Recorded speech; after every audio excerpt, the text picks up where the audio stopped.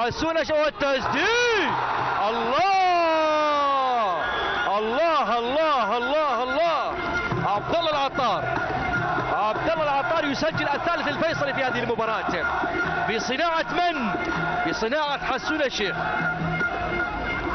عبد الله العطار يسجل ثالثا للفيصلي، وفرحة جمهور الفيصلي بهذا الفوز بالتأكيد. إذا سنتابع الهدف الإعادة من زميلنا المخرج إبراهيم الرهاهلة.